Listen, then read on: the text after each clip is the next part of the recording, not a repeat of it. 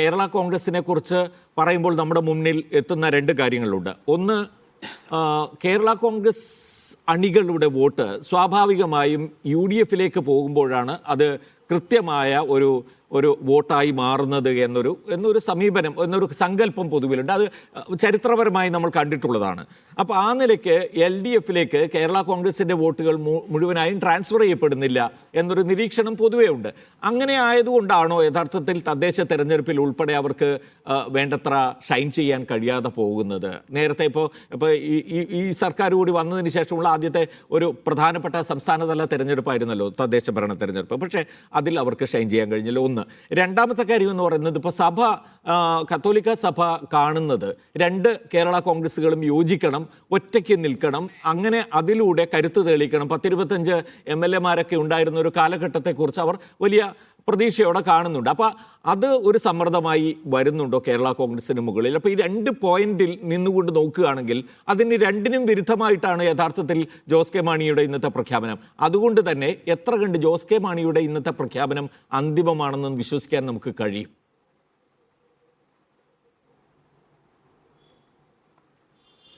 പ്രമോദ്, കേരള കോൺഗ്രസിനെ സംബന്ധിച്ച് അവർക്ക് UDF-ൽ തുടരാൻ കഴിയാത്ത ഒരു സാഹചര്യം അവരുടെ അണികളുടെ ഭാഗത്തു നിന്നുള്ള സമ്മർദ്ദം കൊണ്ട് മാത്രം തന്നെ നിലവിലുണ്ട്.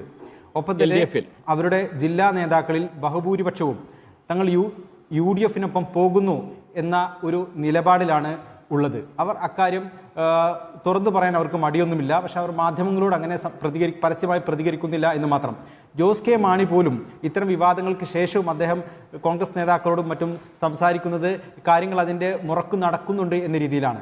പക്ഷേ ഒരു രാഷ്ട്രീയ പാർട്ടിക്ക് ഒരു മുന്നണി മാറുമ്പോൾ സ്വാഭാവികമായി ഒരു കാരണം മുന്നോട്ട് വെക്കേണ്ടതുണ്ട്. കാരണം എന്തുകൊണ്ട് മുന്നണി മാറി എന്ന് അവർക്ക് സാധാരണക്കാർക്ക് മുന്നിൽ ഒരു കാരണമായി അവതരിപ്പിക്കാൻ കഴിയുന്ന വിശ്വാസയോഗ്യമായ ചില കാരണങ്ങൾ ഉണ്ടാകണം.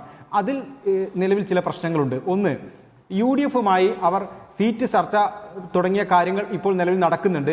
അതിനകത്ത് പക്ഷേ ഒരു വ്യക്തമായ ധാരണ, ഒരു പാക്കേജ് ഇതുവരെയും രൂപപ്പെടുത്താൻ കഴിഞ്ഞിട്ടില്ല. ഹൈക്കമാൻഡ് നേരിട്ട് ഇടപെട്ടാണ് ഇത്തവണ UDF-ന്റെ അല്ലെങ്കിൽ കോൺഗ്രസിന്റെ തെരഞ്ഞെടുപ്പ് നിയന്ത്രിക്കുന്നത്. അതുകൊണ്ട് ജോസ് കെ മാണിയുടെ ചർച്ചകളെല്ലാം തന്നെ ഹൈക്കമാൻഡ് കേന്ദ്രീകരിച്ചും ഒപ്പം തന്നെ ചില ഹൈക്കമാൻഡുമായി ബന്ധപ്പെട്ട ചില കോൺഗ്രസിന് പുറത്തു നിന്നുള്ള ചില വ്യക്തികളുമായി ബന്ധപ്പെട്ടുമാണ് നടന്നുകൊണ്ടിരിക്കുന്നത്. അതെല്ലാം തന്നെ ഇപ്പോഴും തടസ്സങ്ങളില്ലാതെ തന്നെ നടക്കുന്നുണ്ട്. അത് ഒരു വശത്ത്. മറ്റൊന്ന്, സഭയുമായി ബന്ധപ്പെട്ടുള്ള ഒരു സമ്മർദ്ദമാണ്. നമുക്കറിയാം, ഏറ്റവും ഗംഭീരമായി സോഷ്യൽ എഞ്ചിനീയറിംഗ് ശ്രമിക്കുന്ന ഒരു നേതാവാണ് VD സതീശൻ. ഈ കത്തോലിക്ക സഭയുടെ സിനഡ് നടക്കുന്ന സമയത്ത് സിറോ മലബാർ സഭയുടെ അധിപൻ അറിയാതെ, അല്ലെങ്കിൽ അതിലെ പ്രധാനപ്പെട്ട ബിഷപ്പുമാരറിയാതെ VD സതീശൻ അവിടെ എത്തുമെന്ന് ആരും വിശ്വസിക്കുന്നില്ല. ഒപ്പം തന്നെ സഭയെ സംബന്ധിച്ച് അധികാരം എന്നുള്ളത്, അധികാരത്തിലെ പങ്കാളിത്തം എന്നുള്ളത് വളരെ പ്രധാനപ്പെട്ടതാണ്. അതുകൊണ്ട് തന്നെ അവരും വലിയ സമ്മർദ്ദം ജോസ് കെ മാണിക്ക് മുകളിലുണ്ട്. അടുത്ത തവണ UDF വരാൻ പോകുന്നു എന്നൊരു പ്രതീതി അന്തരീക്ഷത്തിൽ വന്നതോടുകൂടി കത്തോലിക്ക സഭ ഞങ്ങൾ UDF-നൊപ്പമാണ് എന്നൊരു സന്ദേശം നിരന്തരം പുറപ്പെടുവിക്കുന്നുണ്ട്. അത് നമ്മൾ ദീപിക ദിനപത്രം മാത്രം വായിച്ചാൽ മതിയാകും. എല്ലാ ദിവസവും സർക്കാരിനെതിരെ നിരന്തരമായ ആരോപണങ്ങൾ ഉന്നയിക്കുകയാണ്. Justice JB Koshy commission report നടപ്പാക്കാത്തത് വലിയൊരു പാതകമായി സർക്കാരിനെതിരെ അവർ നിരന്തരം ലേഖനങ്ങൾ എഴുതി ആക്ഷേപങ്ങൾ ഉന്നയിക്കുന്നു. അവസാനം മുഖ്യമന്ത്രിക്ക് ഒരു വാർത്താ സമ്മേളനം നടത്തി ആ ലേഖനങ്ങൾക്ക് തന്നെ മറുപടി പറയേണ്ടി വന്നു. 328 നിർദ്ദേശങ്ങളാണ് ജസ്റ്റിസ് JB കോശി കമ്മീഷൻ കൊടുത്തത്. അതിൽ 220 നിർദ്ദേശങ്ങൾ നടപ്പാക്കി എന്നാണ് മുഖ്യമന്ത്രി അവകാശപ്പെട്ടത്. അതിന് അതിരൂക്ഷമായ ഭാഷയിലാണ് സിറോ മലബാർ സഭ ദീപിക മുഖപത്രത്തിലൂടെ മുഖപ്രസംഗം എഴുതി പ്രതികരിച്ചത്. അതിന് പക്ഷേ മുഖ്യമന്ത്രി പിന്നീട് മറുപടി പറഞ്ഞില്ല. നമ്മൾ മനസ്സിലാക്കേണ്ട പ്രധാനപ്പെട്ട കാര്യം, ഒരു കാരണവശാലും അവർക്ക് LDF-ൽ തുടരാനാകുന്ന ഒരു സാമുദായിക സാഹചര്യം കേരള കോൺഗ്രസ് മാണി ഗ്രൂപ്പിനില്ല.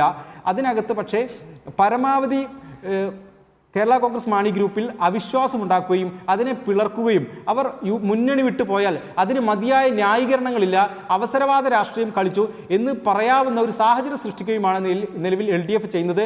അതിനുവേണ്ടിയുള്ള ചില തീരുമാനങ്ങളുമാണ് നിലവിൽ അവർ മുന്നോട്ട് കൊണ്ടുവരുന്നത്. ഇന്നിപ്പോൾ കെ മാണിയുടെ സ്മാരകത്തിന് സ്ഥലം അനുവദിച്ചത് അടക്കമുള്ള കാരണങ്ങൾ, ഇത്രയുമെല്ലാം ചെയ്തിട്ടും നിങ്ങൾ പോയില്ലേ എന്ന് ഒരു ഇടത് അനുഭാവിക്കോ അല്ലെങ്കിൽ ഒരു നിഷ്പക്ഷനോ പറയാവുന്ന ഒരു സാഹചര്യം സൃഷ്ടിക്കുകയാണ്. സ്വാഭാവികമായും രാഷ്ട്രീയത്തിൽ അത്തരം നീക്കങ്ങളുണ്ടാവും.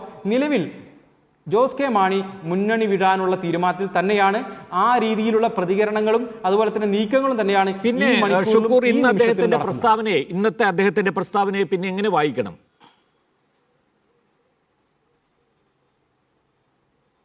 അദ്ദേഹത്തെ സംബന്ധിച്ച് പ്രമോദ് നാരായണനെയും ഒപ്പം തന്നെ റോഷി അഗസ്റ്റിനെയും ഒപ്പം നിർത്താൻ കഴിഞ്ഞിട്ടില്ല.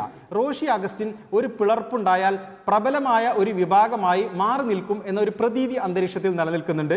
ഒപ്പം തന്നെ ഇടുക്കി ബിഷപ്പുമായി ബന്ധപ്പെട്ട് ഇപ്പോഴും റോഷി അഗസ്റ്റിന് മേൽ ശക്തമായ സമ്മർദ്ദം ചെലുത്തുന്നുണ്ട്. എന്നാൽ റോഷി അതിന് വഴങ്ങിയിട്ടില്ല. റോഷിക്ക് ഇപ്പോഴും ഇടതുപക്ഷത്തിനൊപ്പം നിൽക്കണം എന്ന് തന്നെയാണ് നിലപാട്.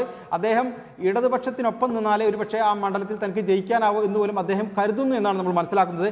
പ്രമോദ് നാരായണനും തിരിച്ചാണ്. പ്രമോദ് നാരായണനെതിരെ അവിടെ ചിലപ്പോൾ ഒരു LDFന്റെ ശക്തനായ സ്ഥാനാർത്ഥി, അദ്ദേഹം UDFിലേക്ക് വരികയാണെങ്കിൽ ശക്തനായ സ്ഥാനാർത്ഥി വന്നാൽ തോൽക്കുമെന്നൊരു ആശങ്ക അദ്ദേഹത്തിനുമുണ്ട്.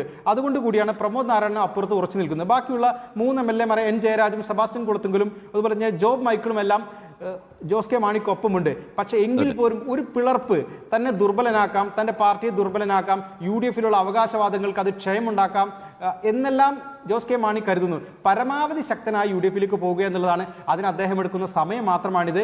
അത് സമയത്തിൻ്റെ മാത്രം പ്രശ്നമാണ്. ഇത് ഒരു പരസ്യമായ രഹസ്യം കൂടിയാണ്.